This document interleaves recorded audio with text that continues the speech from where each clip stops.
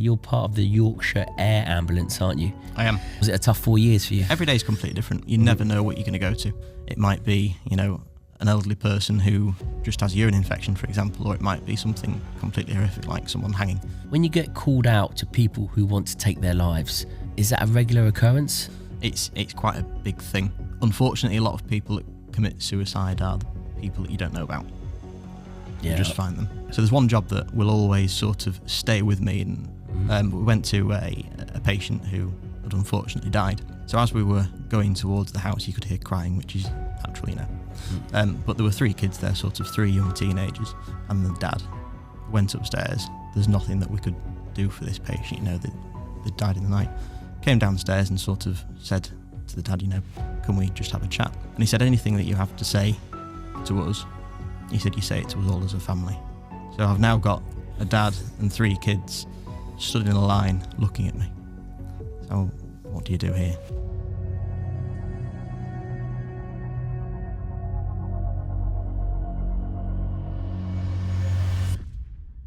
Sam, nice to meet you.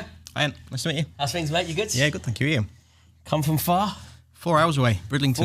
4 hours. Well, listen, thanks for making the journey, mate. Really, really appreciate it. Thanks for having me. How's life treating you in general? Yeah, good, thank you. Yeah, good. Run up to Christmas. Christmas comes around too fast, doesn't it? It does, mate. It does. It's before you know it, it's there and it's gone. Absolutely. Which is, I like that bit. No, I'm not a Grinch. I actually enjoy Christmas because you can completely switch off, can't you? Yeah. Well, listen, thank you for coming on. And the reason why I've got you on is because your career is absolutely fascinating. You're part of the Yorkshire Air Ambulance, aren't you? I am. And when you hear that word air ambulance, people think that, it's used every now and then for major incidents, that, it's sat on tarmac most of the time. So over to you to really tell us what you do and what the Yorkshire Air Ambulance does in a nutshell. So, how did you get into it? How did you get into becoming part of the air ambulance? Did you work your way up through the paramedic world or what? Yes, it's a long story really, so I won't bore you too much with the details. Listen, but go ahead. So generally, to get on the air ambulance, you need to be you have to be a paramedic or a consultant in either emergency medicine or anaesthetics. That's sort of the people that work on there. Obviously, you've got the pilots as well, and that's a very different story of what they have to go through to get there. But for me, generally, so we're seconded through the ambulance service. So I work for Yorkshire Ambulance Service, and they sort of loan you out, if you like, to the air ambulance. I know there are a few charities around the country that employ their own paramedics, but the model that we use, we've got sort of the air ambulance and then the ambulance service. So it's a nice dynamic, really. So you start off in the ambulance service. You do. Doing your routine calls. I suppose is it any different to doing your routine calls on a day than it is to doing in the air? Yeah. And you work your way through that system up to is it up to the air? Do you need to be specifically qualified? Is there a course that you do? Is there a training package that you do in order to become part of that air ambulance? There is. I mean, it's probably best to sort of say that to be a paramedic in the first place, you have to go to university. Yeah. A lot of the qualifications now, it's sort of 3 years at university, and then you come out and do a 2-year period on the road. And this is for paramedic. And this is just for a paramedic. So 3 years uni, 2 years on the road. 2 years on the road is sort of consolidating that as they call them NQPs, newly qualified paramedics. Got it. So they work in that package then comes together as a 5-year package, right? Yeah, and they've got a bit of support there as well. Rather than sort of turf them out of university saying there you go, go for it. They've got some support there. They've got people they can call. I mean, we've all got people that we can call, but it's quite robust for them, which is really, really good. Yeah. You can go to university straight from leaving school at 18, and then 3 years later out on the road seeing probably some of the most horrific things that you can ever imagine seeing. So it's quite a lot for them. So the NQP period is absolutely great. And just quickly, whilst you're talking about the training, because similar with the military, you train and then obviously you go into combat, and it doesn't prepare you for what you see in combat. Does the 3 years training prepare you for what you see on the road, or is that a completely different experience? It does and it doesn't. I suppose it varies on a lot of scales, really. It depends where you work. It depends what you go to. Guys on the road that work on an ambulance, they can go maybe a year and only see one cardiac arrest during that period. Yeah.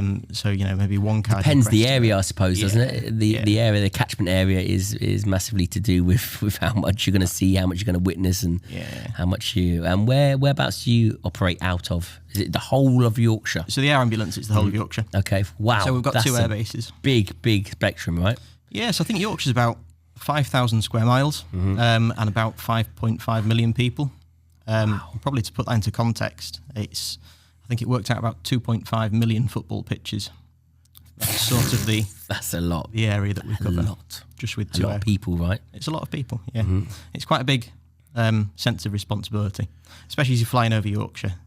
You think to yourself that if anything happens to any of you that requires a pre-hospital critical care team, and that comprises of a critical care paramedic and a critical care doctor, then we're at.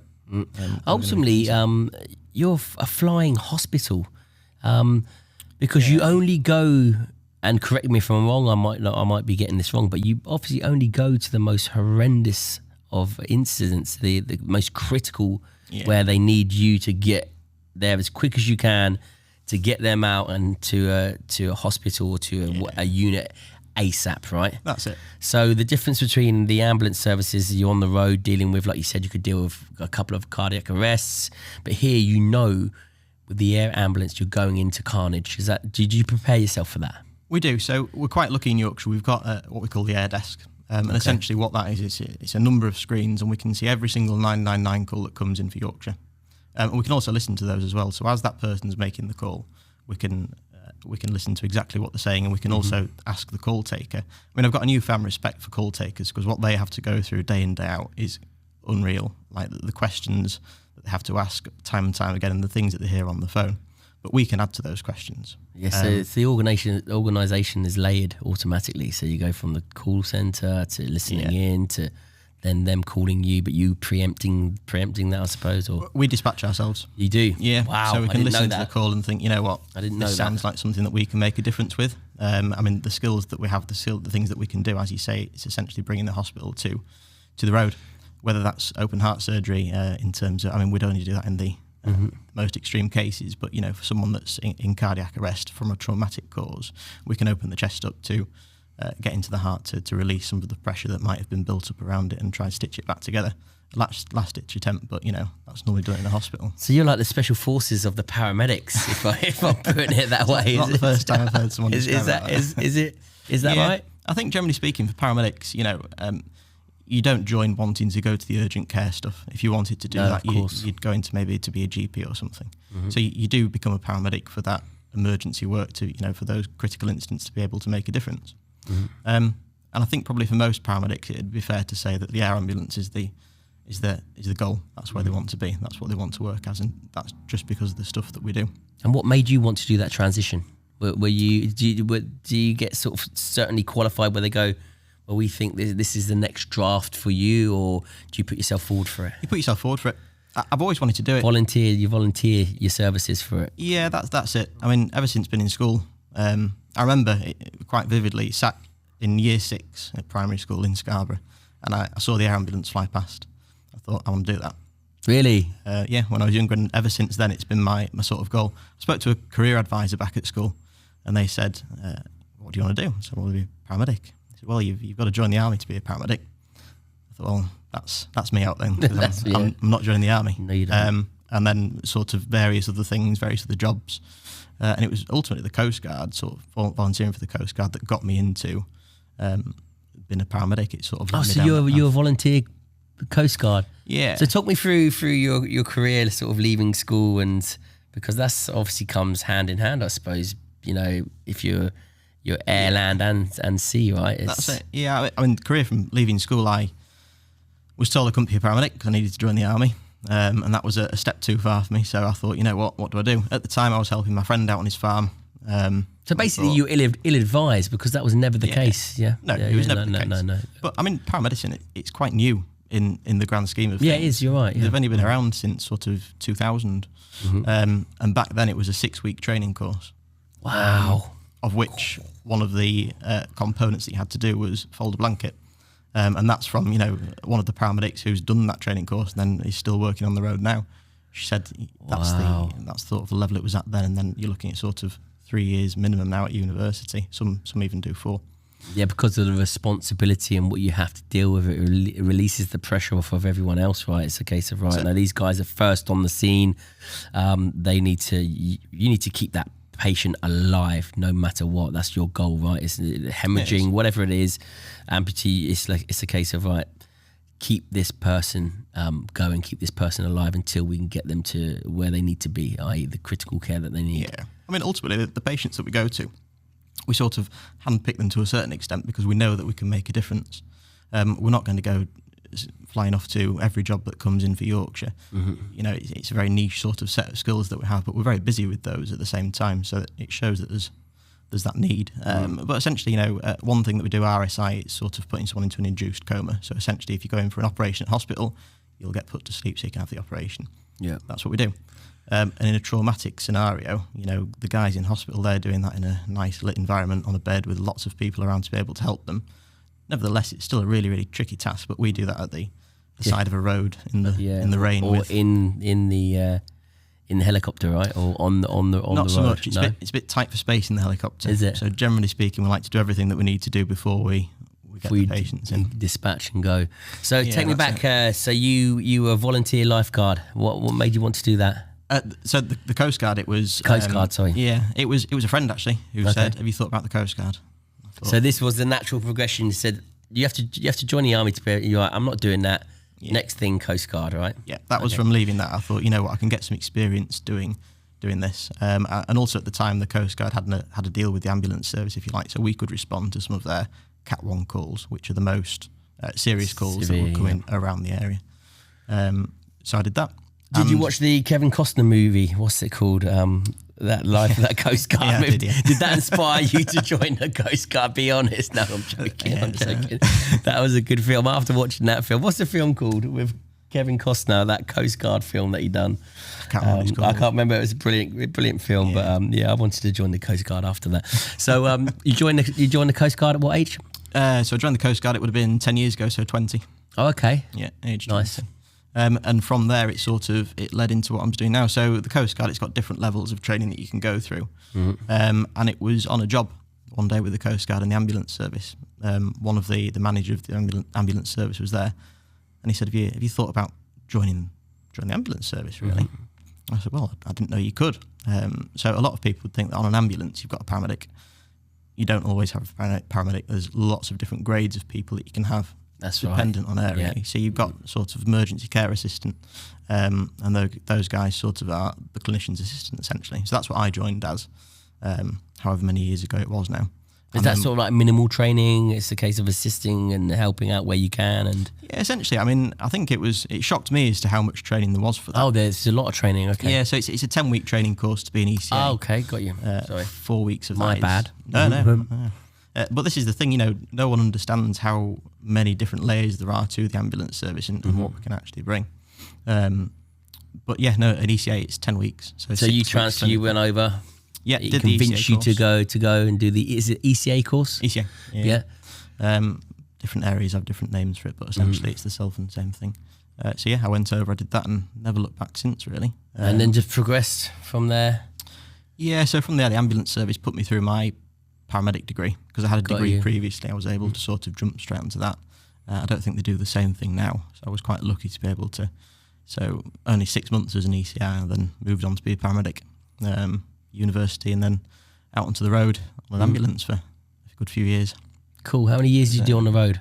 So it would have been only about 4, I think. And was that a real eye-opener? Were you prepared, like I said before, about the training? We get extensive training in the military, then you hit the battlefield and it's like, well, you sort of learn as you go, don't you? You it's trial and error, you make mistakes, you know, we're human, we all make mistakes, and you know, some of those mistakes stay with you, some of them, you know, you use as a life experience to better your knowledge on what you're doing and to move on, etc., etc.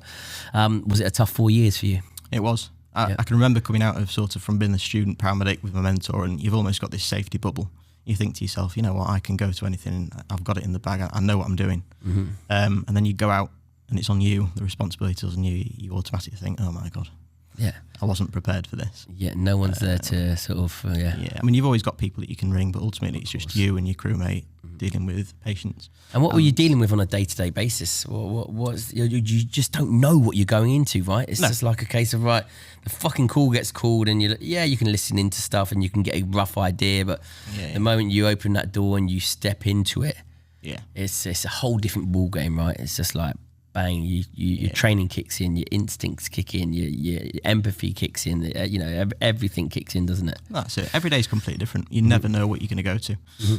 You get a job through on your screen and it's got some very, very basic information from what the call taker's been able to take at that moment in time. If you just round the corner, you get there and it might be, an elderly person who just has urine infection, for example, or it might be something completely horrific like someone hanging. You just don't know what and who like you said with the air ambulance service that you decide to dispatch yourselves. Who decides to dispatch you in an ambulance? So in an ambulance it's very different. You've got sort of a control centre, so you've got no control over where you go. No, but with the air ambulance you do. So sometimes you get called out to, like you said, it might be an elderly person with a do you get does that frustrate you sometimes, knowing that or do you just deal with each job as it comes? I mean, obviously, you see all the adverts, don't you? So only call 999 an emergency. Yeah. You don't know what an emergency is for people. For us, it might be absolutely nothing, but for those guys, that might be the worst day of their life. They might be worried. They might have read something. There's lots I get that. Of different I things. like that. So you don't get frustrated particularly with those. What I did get frustrated with was, as we call them, time wasters. But I once went to a call, it came through, very little information. And the information that you get is only as good as what you're told. That's all we've got to go on. And we went and this person just wanted the TV remote changing. The batteries in the TV remote. And they called 999 for that. You're joking me. No. That remote, I'd have been like that, open. No, wow. See, this is what I talk about when I say, there's some calls you go to. Yeah. How do you deal with? And I don't suffer fools, as you know, so a lot of people don't. But I'm very empathetic. I've got a lot of compassion. But when it's self-induced, when you tip up and someone's just completely drunk, or they're drugged out of their heads, and all they need really is a lift home to put their heads down the toilet. Does that frustrate you when you go to things and then you know deep down, because I know that you guys are sort of inundated, deep down your skill set could be used elsewhere? It can be frustrating. Yeah. And I think it's really, really easy to let it get to you. Yeah. Does it get to you though? Not me. No? I think it's just how you deal with it in your mind. Yeah. If you sit there and you're frustrated and you're angry with yourself, then that's just going to perpetuate into a bigger problem down the line. Yeah. Whereas if you just say, you know what, it is what it is, there's nothing I can do to change it. So let's just do the best that we can for these people. And I'm not talking about we're going to go change AA batteries in TV remotes all the time. But more the fact that, for the people that generally need our help, they need our help. Everything rolls downhill, doesn't it? And sort of the ambulance service picks up. I always like to describe it as sort of like the Swiss Army knife of medicine. Yeah. We do a bit of everything. Yeah, I like that. With the services as they are, so social care, it's massively underfunded in that respect, and there's just nowhere for people to go. You look at hospital delays, and it all sort of boils down to other services not being able to accept these patients because everyone's just so busy. And how many calls do you go to where it is self-induced? We hear about it all the time, especially, on a weekend, you have some ambulances parked up in some locations. I remember Portsmouth used to be a prime example of it. Portsmouth, down the front, they've taken away all the bars and all the pubs now. Yeah, but you used to have Joanna's and you used to have, and the ambulances used to just be literally parked up outside this strip of pubs and clubs, knowing that something is going to happen, and every single time it did happen. And I think that's why they took all the pubs and clubs away. It wasn't because of it was because of the emergency services wasting their resources, their time and their knowledge and their skill set on something that was inevitable. So the only way that they could sort of eliminate that was by taking these clubs and pubs away. How many calls do you go to where it's self-induced either by drugs, alcohol, you name it?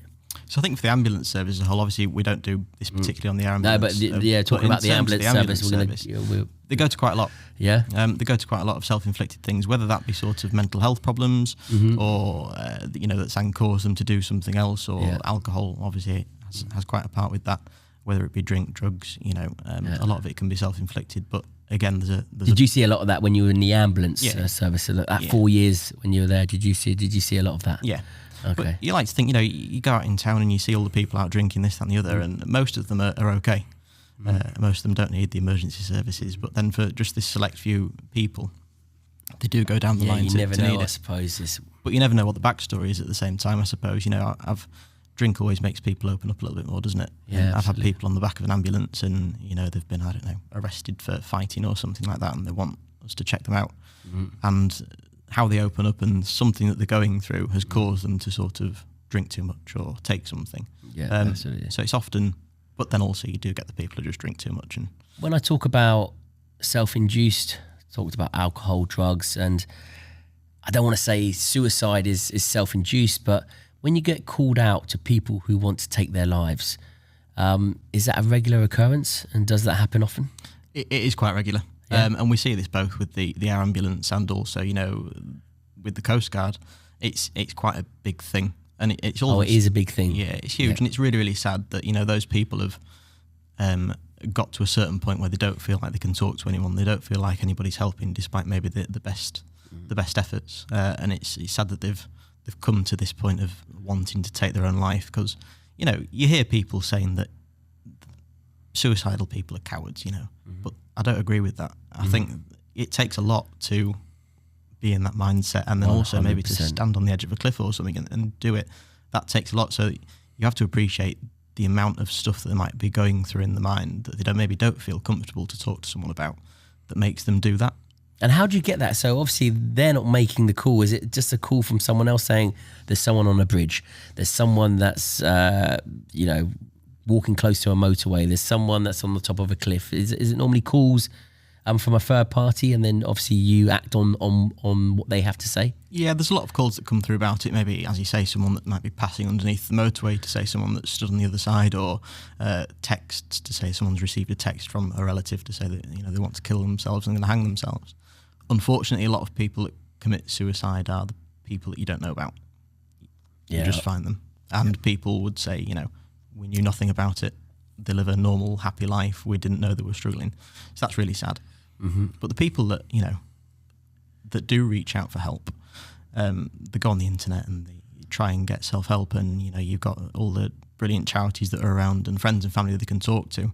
But at the same time, you've got people who, I won't say capitalising on it, but it's really, really horrible that, certainly with the Coastguard, where I'm from, Bempton Cliffs, quite high cliffs, and obviously if you go from the top, you're going to die. Yeah. And there's a website that advertises suicidal spots around the UK. So people, as they're typing in, I want to commit suicide, this, that and the other, rather than they've been... And, these websites... Wait, Sam, so there's websites, let me just go back. So there's websites out there, I suppose on the dark web, or just... No.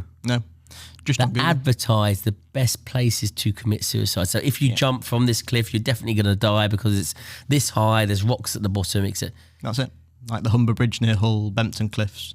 You're joking me. No. And don't get me wrong, people try and take these websites down, but as soon as one's taken down, one pops up again. Wow. And I suppose that's a huge problem for the Coastguard, is it?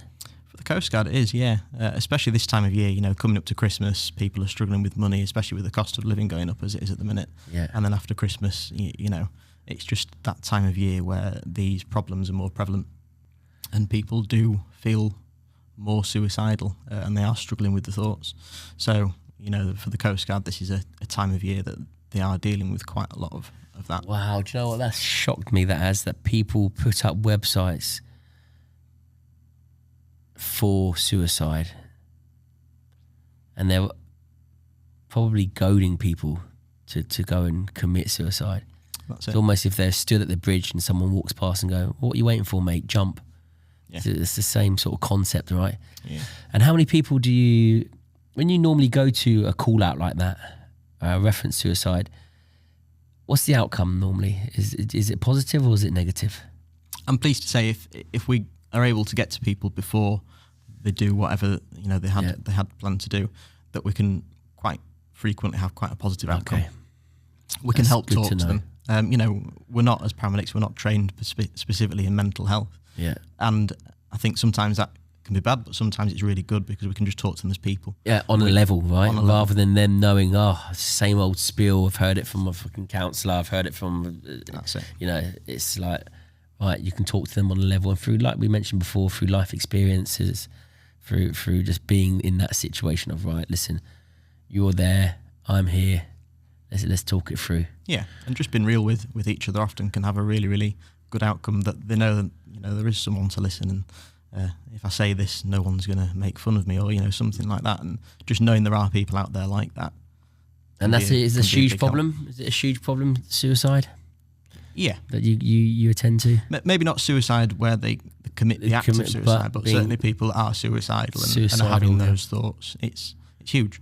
Huge, and again, that's huge mental health issues that can come from everywhere and everywhere. That's another podcast, Sam. Yeah. But and I say self-induced as well. I don't mean that from those that want to take their lives, because obviously there's a whole backstory there, and a completely different headspace. Yeah. But I suppose those people do need help, right? They need serious help. And once you've dealt with them, do they get looked after accordingly within the system, or do you just pass them on and hopefully they get the help that they need? So as an emergency service, we would just refer them on to a mental health service. Unfortunately, mental health services are that stretched that it's just, I'd like to say that they get immediate help. They are in the system, and once they're in the system they do have access to help, but sort of getting past that barrier, it can be quite a hard thing to do when you're in a crisis. If you if you recognise you're struggling, you can get with the charities, and hopefully the idea is you're going to stop whatever those thoughts are at a certain point by getting that help to start with. But sometimes people, they might not seek that help, or it might just be so massive that they do have a bit of a mental health crisis, and that's when it can be a little bit difficult to get them in that system, and speaking to the correct people who are able to help them going forwards. Your day is never the same, Sam. It's never the same. You deal with the whole spectrum of society, right? From your drunks to your... Oh, my God, listen. You have got to put on multiple heads multiple times. I've so you're not sat there like fucking someone from the Matrix. Well, listen, hats off to you, mate. Yeah, good on you. Welcome to my Mind Over Muscle Festival, hosted by myself, Ant Middleton. You're in trouble. Now, once you go through these gates, there's no going back. Let's do this.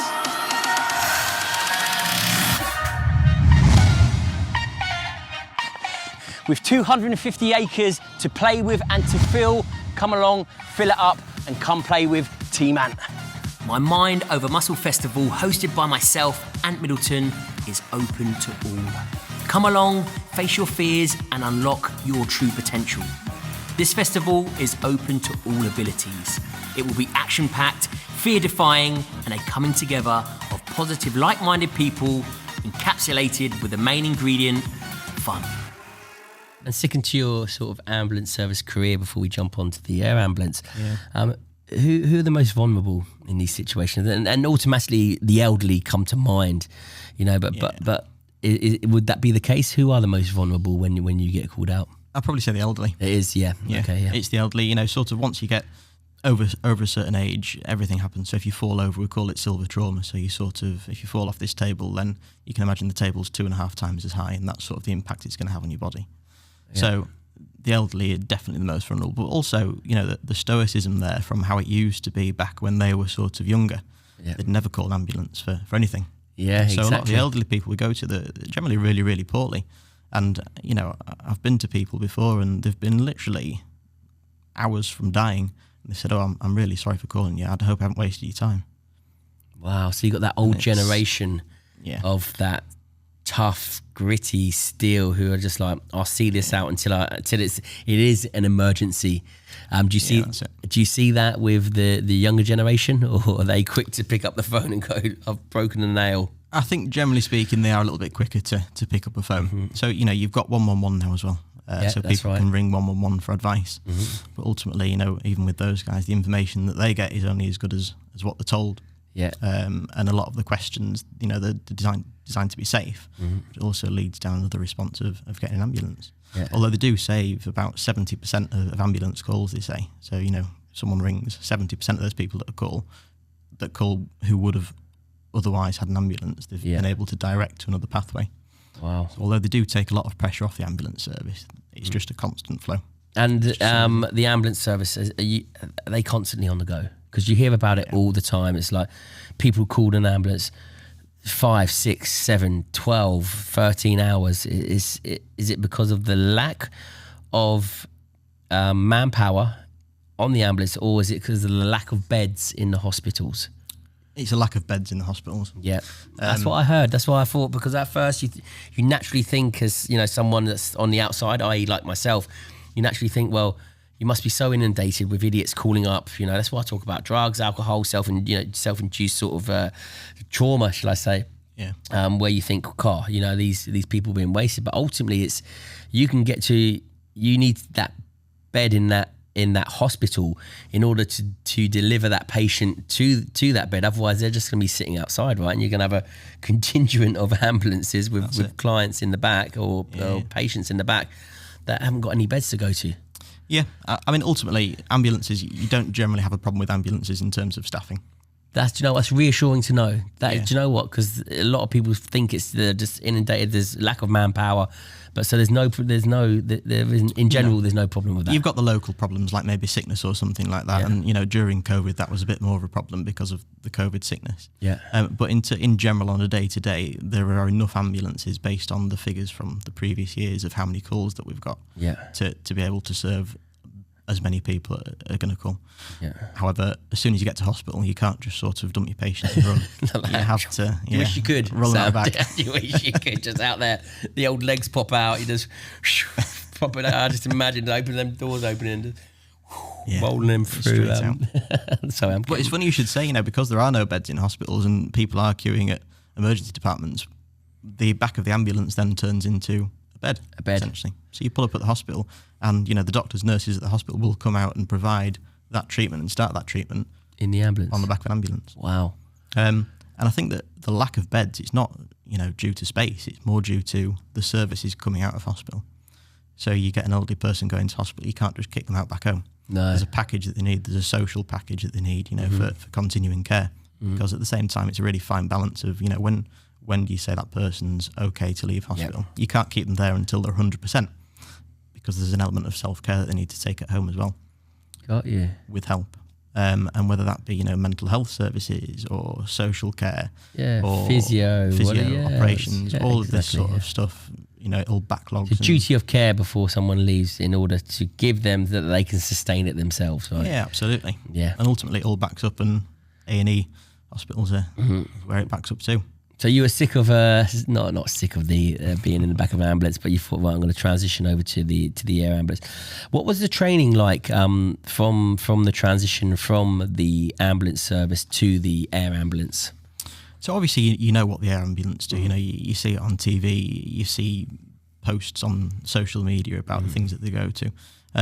So the training itself, it's almost like as you're going through your ambulance service career, you sort of direct self-training essentially. So you put yourselves on courses. Yep. There's a course that I did called the ATAC course, Anaesthesia, Trauma and Critical Care, and that sort of prepares you really, really well for those high fidelity scenarios of people maybe trapped in an environment or something like that. So that's sort of things that I did prior to applying for the air ambulance. Then after that, there's a training package that you go through, and it's sort of continuous through there. So Yorkshire at the minute has a critical care pathway, so it's a specialist paramedic in critical care role, and those guys are on the road on cars. Okay. And that's providing some, really enhanced skills, abilities, extra drugs to the people of Yorkshire, but from a car. Yeah. We do the same and more as those guys, but that training itself is sort of a 2-year additional program at university. Oh, wow. So you have to go from there to an additional program 2 years before you can get into the back of a helicopter? No, so that's just continuous. It's continuous, right? So you can literally make the transfer over do your training sort of continuously or simultaneously, and then obviously qualify as you get more experienced, etc., etc. Yeah, you have a package of the skills and the drugs and everything you need to be able to do that. That's a training course in itself before you get on the aircraft. But then going forward, the academic requirement of that is then university. And how many people fail that criteria to get into the air ambulance service? So I think it's probably the most sought after job with the ambulance service. So naturally you get a lot of people that apply. Yeah. The process that you go through, it's not just about ability, it's about who you are as a person as well, how well you gel with the team. Absolutely. Because that's something that we have that I'd say that you don't really get on the road. Yeah. I think we've got maybe 15 to 20 paramedics that work for Yorkshire Ambulance and about 10 doctors. So that's interesting, yes, because on the road, I suppose it's like your shift, but here it's more of a unit, shall we say? It's a unit. Yeah, I get that. It's interesting that you say that. Regular meetings, and we work really, really well as a team because we have to. So in the aviation world, they sort of call it CRM. Everywhere else, it's sort of human factors. And it's about having a really, really good understanding of how important that is to be able to do your job. If you said to perhaps somebody on the road, I didn't think you did a very good job there, they get on the defence and like, what do you mean? Well, you probably couldn't say that, right? Yeah. So like, Whereas we do that on a regular basis. Do you know what? Maybe do you know what? not Do you know what? And I said that it's equivalent to, because this is exactly the same in the military, right? Yeah, and they call the word, we call ourselves grunts, Marines, whatever you want to call us. But it's the same, it's, you can tell someone to a certain extent, but in the special forces, it's like, where did it fall down? Bang, right. We can now do this. We can find out what needs to be done. This is what we need to do better. This is how we need to progress. This is what we need to do in order to get the job done next time. It's done and dusted. The integrity and the honesty within a team unit like that, when you're working in such a small team, is absolutely crucial, right? Yeah, and it's different to working in the bigger teams where people are coming on and off shifts. Where here you've got you create a bond through integrity, don't you? Through going through life experiences together and going, do you know what? I could have done something better there. You could have done something better. Let's air this out. Let's move on. Take the positives from it and move forward to progress, right? Yeah, and that's a really important part of the job. We're not doing it to be horrible. We're not doing it to say you're not very good. We're doing it to help improve ourselves. And there's a genuine want and desire to, and that's what I found with the air ambulance, that the guys that are there. I love that. Go on, the guys they're just so driven. Yeah, to be the best that they can be. Yeah. We do a simulation sort of maybe 1 or 2 every single day. And that's just to get that muscle memory. So when you are at the side of the road, down a ditch, in whatever place that we find ourselves in, that skill, that ability, that thinking that we've got, it's also almost automatic because we drill it and we drill it and drill it. And we have that confidence as a really, really small but effective team that we can go to anything and, work through it together and get it done. Excellent. And can you remember your first flight as a paramedic in the air ambulance service? Yeah, so sort of the first, we did a few training flights first of all, and the first sort of training job that we went on, it was a simulated scenario. It was with mountain rescue. Okay. We did a scenario on the moors, and then as part of the aviation training, they simulated an engine fire. So they simulated a crash. Obviously, we just landed. We got out and the helicopter flew off. It's like, oh. Right, got to find our way back. Sounds like escape and evasion on selection. It's like, wow. Yeah. But that was just to sort of, expose us to what we might end up in. Yeah, not helicopter crashes, but in terms of the places that we were, remote. Well, for the viewers that don't, you could be dropped off and the weather could change. Helicopter or the situation, you might nick something, on your helicopter or something might, and it's very possible that helicopter could be missing for hours, sometimes days. So it's a very, very real scenario, because those that know how helicopters operate, it only takes for a weather pattern to come in or for something to, a little default to happen, and that helicopter's got to go off shift. It's a case of, so these are very real scenarios that you're putting yourself in. They are. I mean, helicopters, they're temperamental. They don't like to be on the ground. They like to be flying. But as you've already said, sort of weather. Only a couple of days ago, we had to land in the field because the weather came in on the way back from a job. And there's nothing you can do about it. You just have to sort of wait for that to pass. But, the places that helicopters can get to always amaze me. The pilots that we've got are absolutely fantastic. And where they can land that helicopter, obviously within legal limits, is just amazing. But that is also sometimes at the top or bottom of a mountain, and then they have to fly off because they can't stay there. So And where do you find yourself flying to most of the time? So is there a generic sort of mountains, road, fields, rural areas, urban areas? Where do you find yourself going to most of all? You generally go to a lot of cities. Cities, wow. Based on the population, obviously, naturally, but then a lot of the fast roads. So road crashes are probably the biggest job that we go to. Okay. And they always look horrific, don't they? Crashes, yeah, but they do, yeah. Often with cars nowadays, people aren't that injured in them. Then you do get obviously the people who are really injured in them. Sure. So those are the jobs that we tend to go to the most. So landing on a motorway, landing on a field at the side of the road is quite a regular thing for us. Yeah. And do you going back to your first ever job, so out of a training scenario, do you remember that? Honestly, no. No, you don't. You've done. You get out of a helicopter, you fly to a job, and you get out of a helicopter, and all you're thinking is like, where am I? What am I doing? Well, it's almost assessing, exactly, danger, and you're going straight into it. And how often do you get called out? Because the air ambulance service, you hear about funding, you hear about, we need to be kept in the air, and are you used as regular as you'd think? Because a lot of people think that probably used once, twice a week, maximum. Are you used regular or? Yeah, you are. So between the shifts, you can get called out between anywhere 8 jobs a day. 8 jobs a day? 8 jobs a day. Something like that. Across the whole of Yorkshire. Once or twice a week. Yeah. Do you know what? And I forget how fucking big this especially these counties. It's huge, right? It's a big place. 8 jobs a day. 8 jobs a day. And these are all critical jobs. So you're listening in, you're going, right, we need to dispatch ourselves on this one straight away. Bang. Yeah. And these aren't all patients that are unconscious. They might require advanced analgesia, for example, for a really bad broken leg. The crew on scene might require some advanced decision making to be able to support them make a decision that would be, ultimately in that patient's best decision. But at the same time, sometimes these people need surgical skills. They need a critical care team, and they need it quite quickly. I'll probably say about 8 jobs a day that we go to between the 2 aircraft, dependent on weather, time of year, but on average. 8 jobs a day. So you don't think about that. And is funding a problem with it, or are you are the most critical sort of ambulance service, let's be honest, out there? So is that you get well looked after in that aspect? We do. So and rightly so. Yeah, I mean, nothing's government funded. That's the thing. So the people of Yorkshire, it always amazes me. Oh, so nothing's government. This is like this is purely Yorkshire Ambulance is purely a charity.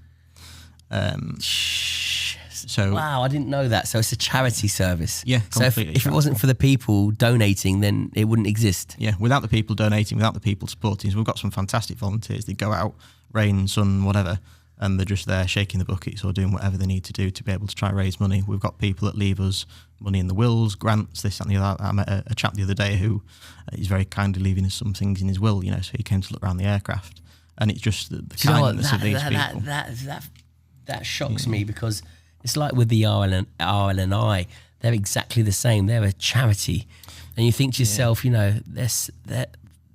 what they do and what you guys do, to think that it isn't, there's no government sort of fund just as a foundation to make sure that you're not reliant on the people, because, you never know how times change, etc., especially with the layout of the land now. But wow, I didn't know that. So fully, it's a charity. Yeah, fully charitable. So it's both aircraft cost about £19,000 a day to run. So that's sort of £19,000 a day. A day to be able to run the service that we do. That is some charity. That's some charity money there. Yeah, but at the same time, and you're out every single day. Every single day. Without a foul. Even if the aircraft's offline for weather, if the weather's too bad, because obviously we've got legal limits that we can fly in. Yeah, sure. Then we've got 2 cars that we can go out on as well, so we can provide sort of our service, the same service with a doctor and a critical care paramedic, but we just do that on the road instead. Wow. So we're always there. We're always providing a service, sort of 18 hours a day. Is what and what's the worst situation you've been to on a helicopter, and obviously the importance of getting that person on that helicopter straight to where they need to be dropped off, to be to be taken care of, or to be kept alive? I get this question a lot. What's the worst thing you've but been I suppose to? What's the worst thing it's you've like with seen? me, it's the same. Like, how many? And I'm like, I've been to so many dodgy missions where I've been shot at, and people have come out alive, people haven't. I'm still here, but it's just It's the thing. Almost a personal thing, isn't it? I can remember certain missions because of something that hit me personally or scarred me emotionally. Because I'm, again, whether it's with children or or do you cut yourself off emotionally at all, or is there some things that you go, oh, that was a tough gig, I've really got to get my head in the right place now, and my emotions intact because of what I've seen today? I think you have to.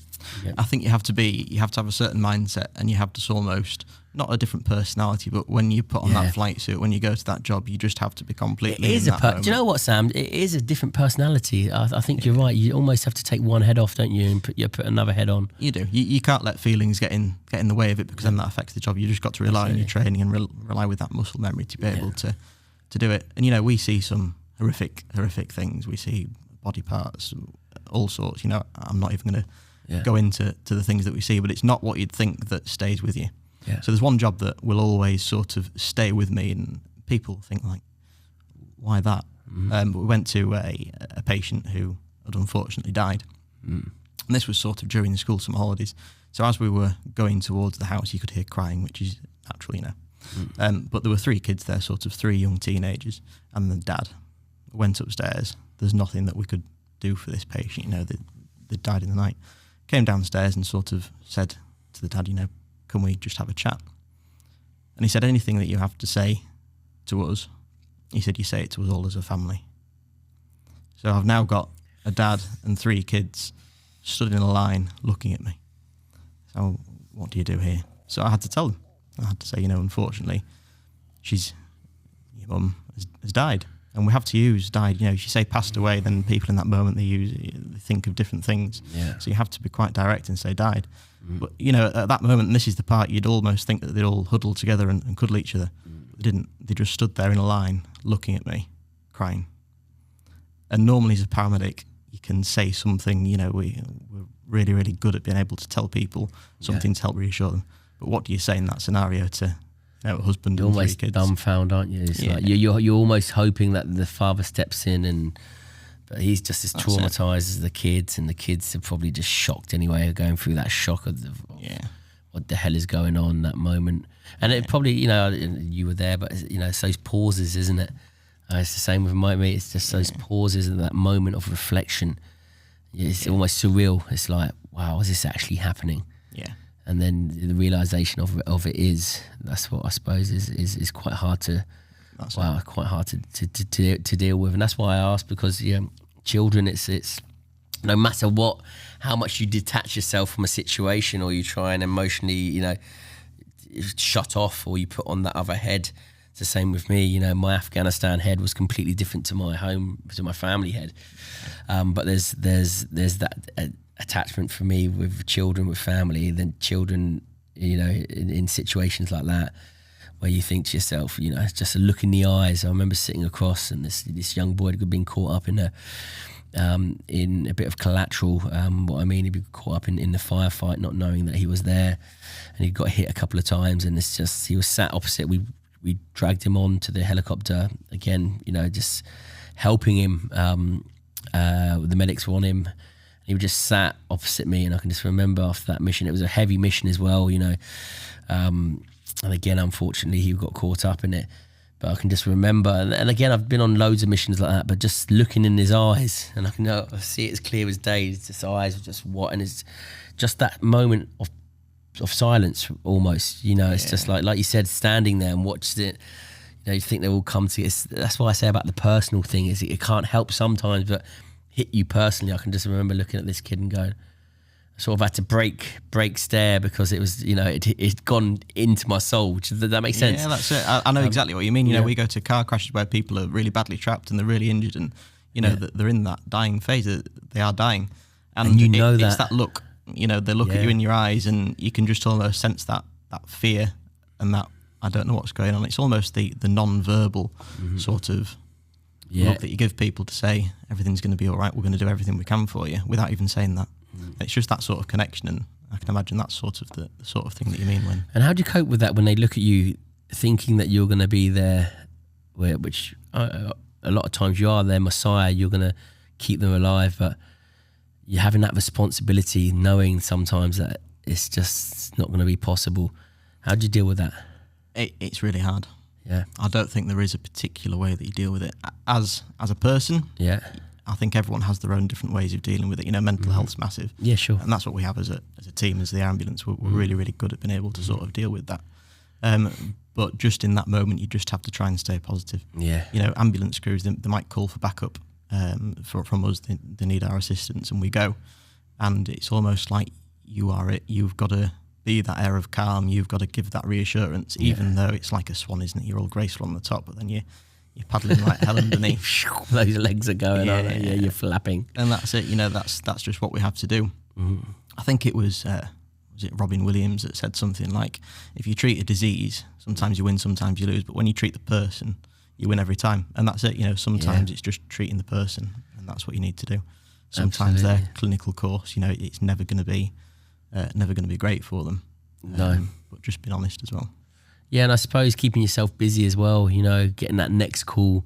It's the same with me in a way. You know, you almost not you forget about it, but you know, it's non-stop, isn't it? It's just like constant trauma to trauma to trauma. Not you personally, but you know, you're going into these scenarios, into these situations where you know, especially the air ambulance service, knowing that it's going to be critical.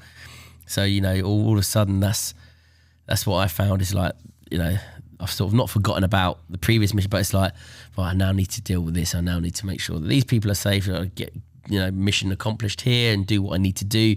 And then there's that concurrent activity and keeping yourself busy that helped me with my, let's say, mental health, that helped me deal with the situations that I dealt with, was actually keeping myself extremely busy. And that's what the air ambulance service does as well, doesn't it? Yeah, I think it comes back to just being a very different person when you go on those jobs. You just have to have a switch that you can switch on and off as and when you need to. Like only the other day we were doing some PR stuff with the charity, and I was sat on the floor wearing a Santa hat, having a cup of tea with a Santa in front of a Christmas tree with some pictures. But then the siren goes, and automatically, you know, your head's in the game, and you do, you know, literally put a different hat on. And I think you have to have that. And does that help you? Does it? Yeah. And as well as the team around you, you know, we talk about the honesty of the team around you, the debriefs. Do you come in and have a debrief before you hand over, before you knock off on shift on the day's activity? Everyone okay? Everyone good to go? Any problems? Do you have that on a regular basis? Every single job. Same. So on a morning we have a flight brief. So that sort of talks about weather, any problems, and you know, one of the questions is everyone okay to fly? Yeah. And if you're not, and whatever that might be, whether you've got something going on at home, safety's paramount. If dodgy gut or whatever it may be, like a distraction that's going on at home. And if you're not safe, then you don't fly because it's just such a critical thing. But in terms of the jobs, we debrief every job. And it's hugely important, right? And I don't think a lot of people and mental health can, you know, you don't have to be part of the air ambulance service to suffer from mental. It could be something like walking outside into big crowds, you know, opening up your front door.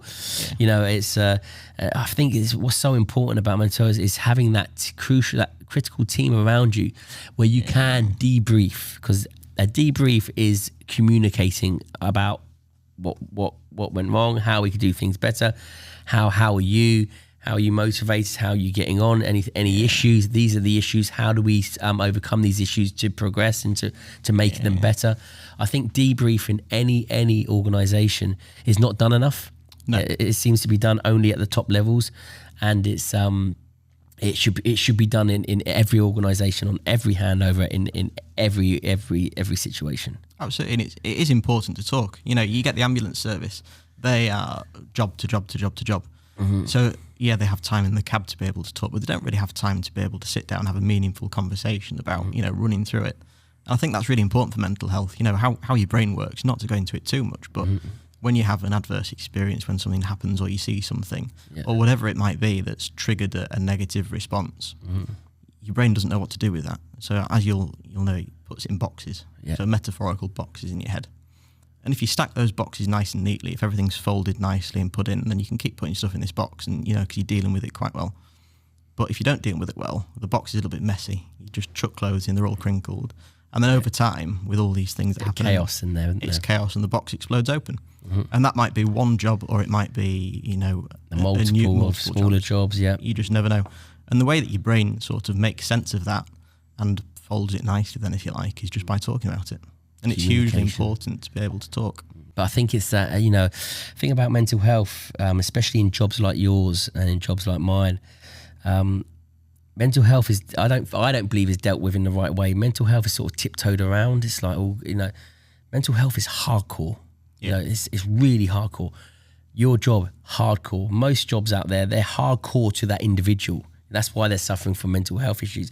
And having that hardcore approach of just being honest, open, communicating, debriefing all the time is for me the way to tackle mental health, rather than tiptoeing around a situation. Where's the trigger? Where's this? Again, I'm not. There are some situations where that needs to happen, but I'm talking about the majority of mental health in workspaces. Just about the debrief, sitting down, being honest, being open, dealing with a hardcore conversation. Yeah. Hardcore situation, hardcore conversation, direct, honest, bang, and away we go. And before you know it, like you said, flipping on to the next, we're flipping on to the next, and then multiple things are just not forgotten, but they're just, right, I've got things to do, I've got more lives to save, I've got more people to help, and again, that does help with you moving forward in a psychological, robust manner, I think. Yeah, it does. But I think until you're in that scenario where you're given the platform to be able to talk, it's sometimes a little bit hard for them to come out with it, because people think, what are these people going to think of me? If I open up and say, I've found this hard, whatever it might be, there's that sort of that stigma behind it, isn't there? There's that stigma behind it. But actually, when you open up to somebody and tell them, I'm struggling with this, and it doesn't have to be the words, I'm struggling. It can be, can we just have a chat? Yeah. And that's what I think do really, really well, that we are able to be completely open, completely honest, and talk about it's crucial, isn't it? Something. It's critical. It's critical that you do that. It is. And that for me helps massively. And talking about land and talking about road accidents, do you, because you're air, land and sea, right? Do you go out to sea, or do you leave that to the Coastguard? Leave that to the Coastguard helicopter. Okay. Do you ever liaise with them? Do you ever do synchronise sort of missions, training programs with them? Yeah, we do. Is there a layover? We try. Yeah. But just with those guys being so busy and with us being so busy, it's really difficult to sort of get a mutual training day as such. But we have a really good relationship with the other ambulances around us. So sort of, you've got Great North, which is a little bit higher. And then you've got sort of... So like you said, there's so many layers. Do you communicate? Do you sort of to a certain come together every now and then? To a certain extent. I mean, if we're both out on jobs, then we might call them for assistance to come into our area, and vice versa. So we have night vision goggles, so we're able to fly at night. So other ambulances, some of them don't have that, so we're able to go into their areas and help out with the really, really critical patients if we need to. But in terms of sort of merging between joint training, we tend not to do so much. That's more of a internalised thing that we do with ourselves. And is there what's the most bizarre calling that you, or they're all just so hardcore critical that you're just like, they're all fucking bizarre? But have you gone out to one where it sort of made you chuckle under your breath, thinking, what are we doing here?